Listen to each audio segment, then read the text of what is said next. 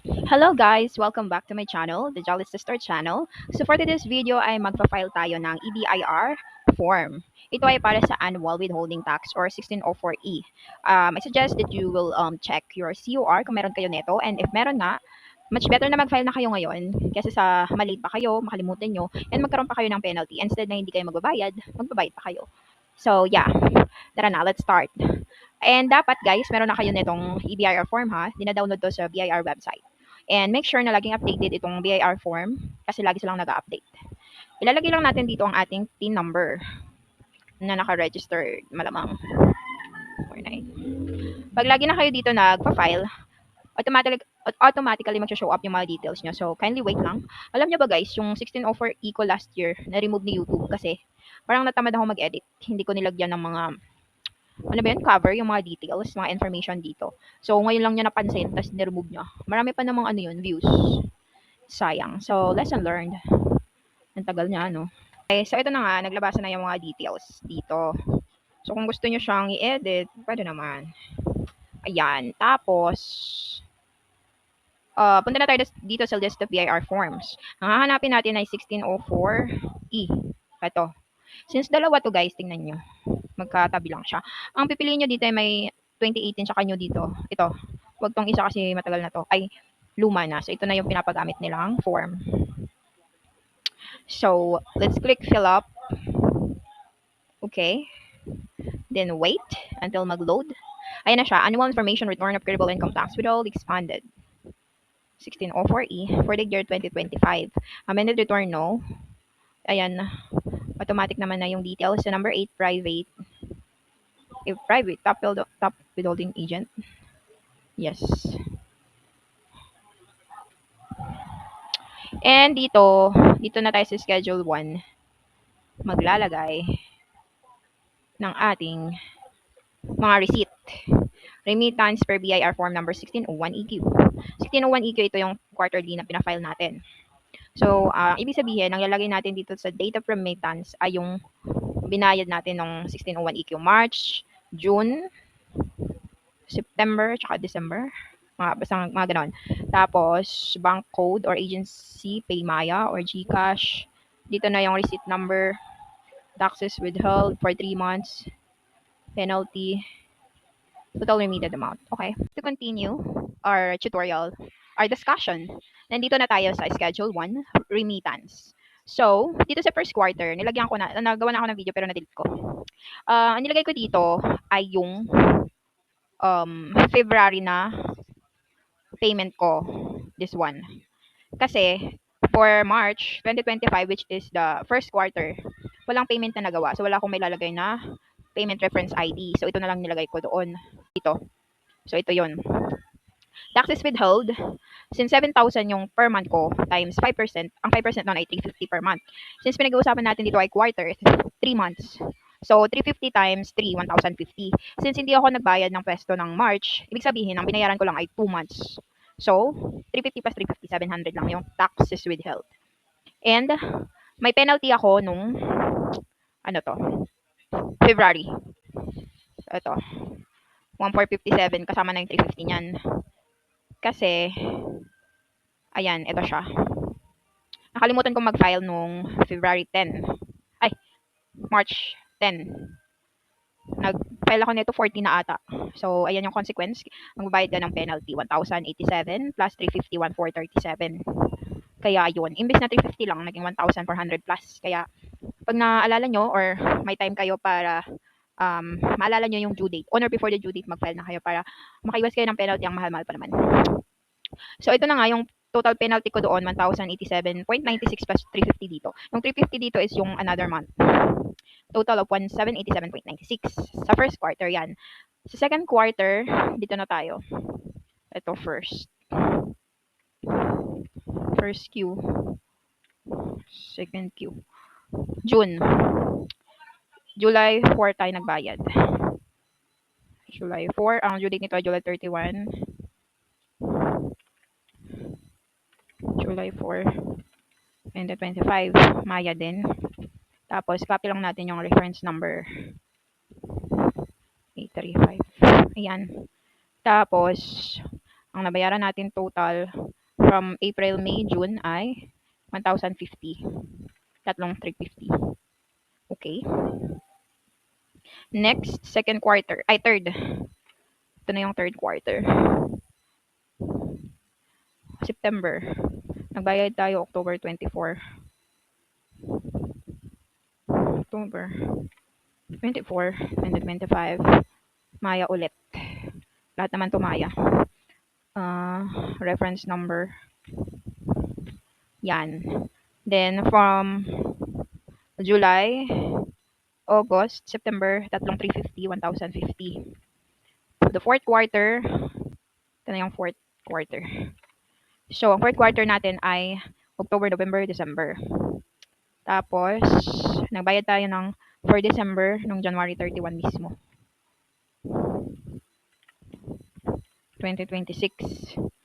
Then, copy the reference number. 65. Okay. Since from October, November, December, tatlong 350, 1,050 ulit. Okay. Okay. So, yan na lahat yan ng nabayaran ko for apat na quarter or annual. Okay. 498. Total of 4,937 and 96. So, dito lang na tayo ilalagay dyan. Validate na natin, guys. Validation successful. Ibig sabihin, okay. Save na natin.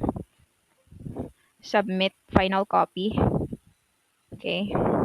Wait lang natin. After dito, guys, ay mag-validation pa tayo. Alpha list pala.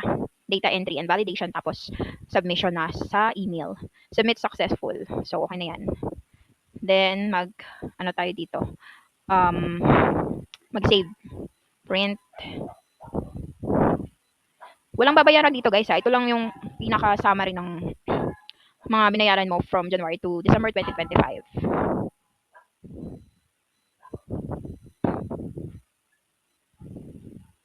$16,048,2025. Yun, okay na siya. Ayan guys, since na-save na natin to, na-file na natin, mag-exit na tayo dito. Exit. Exit. Yes, okay. Yan. And the next thing that we're going to do is to open this alpha list data entry. Tapos, ilagay nyo lang dyan yung username na inyong na-register. Ay, mali. Bakit mali? Yun. Tama rin. Pagka-open nyo guys, makikita nyo yung pangalan nyo dito, Alpha List Data Entry version 7.4. Tapos, makikita nyo dito yung annual 1604E. Ito yung i-click natin. Pero yung quarterly, ito yung sa taas sa QAP. Click na natin tong 1604E. Then, yung year niya ay 2025 kasi this is for the year 2025. Amended return, no. Add update. Okay. Add. Lagyan natin dito ang PIN number ng leaser. Yung ating nirerentahan. Oh my God. Ayan. Nag-automatic na siya Alejandro Holding Corporation. Tapos, since corporation sila, ang gagamitin natin ay WC100 as the ATC. Ayan. Then, amount of income payment. Ano daw? So, dito tayo mag-base sa ating final. Ito. Ito na, yung final ko kanina, guys. 4,937. 3,850. Nandito na tayo. So, sa amount of income payment, ayan yung naibayad nyo na. Total of payment na nabayad nyo sa inuupahan nyo. Like for example, sa akin, 84,000 for 12 months. Minus ko yung 7,000 na hindi ako nagbayad. So, 77 lang yung total. Times 5% rate, bali yung nabayad ko, ay amount of tax withheld is 3,850. Hindi pa kasama doon yung penalties. So, yung tax withheld lang is 3,850. Dapat mag-match siya dito. So, i-separate naman kasi itong penalty. So, hindi siya sasama. Tax withheld lang. Okay. Then, save na natin to. And, exit. Then, mag-generate file na tayo. Year 2025. Ayan. For 12/31/2025, 1604E. Save. You wanted to review the file created? Yes. So, ayan. Tama naman, 3,850. Okay. Then, after that, punta na tayo sa exit. Punta na tayo sa daming naka-open. Validation of alpha list. Okay guys, so nandito na tayo sa alpha list validation module 7.4. So ito, dapat nandito yung TIN number nyo and tax year should be 2025. Then, punta lang tayo sa 1604E. Browse. Ito, yung kaninang na-save natin. 12/31/2025, 1604E. Okay. Validate file. Select. Why? No errors. So, no errors encountered naman siya. Ayan. Okay, so pag ganyan, we're good to go. Validation successful. Okay, so pag ganyan, okay na yan. Okay. Okay. And, since okay naman na siya, let's go back. Let's exit this and proceed na tayo sa email submission. Ito. Feb 21 ko siya sinubmit last year. So, same email lang naman. Mag-compose na tayo.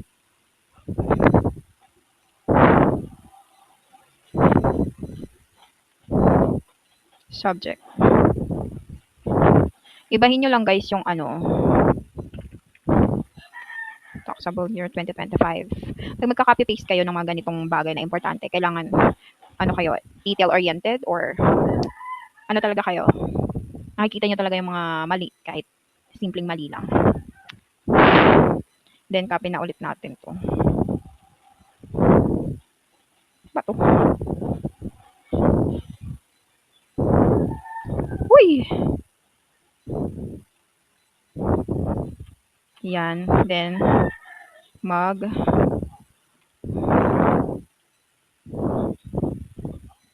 file na tayo. File.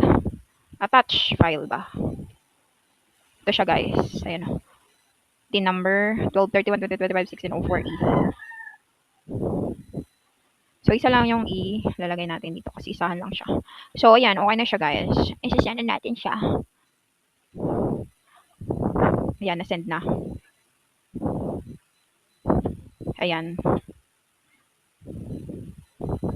Okay na. Yun lang guys. Wala na tayong babayaran pag ganitong annual na 1604E. Kasi parang summary lang to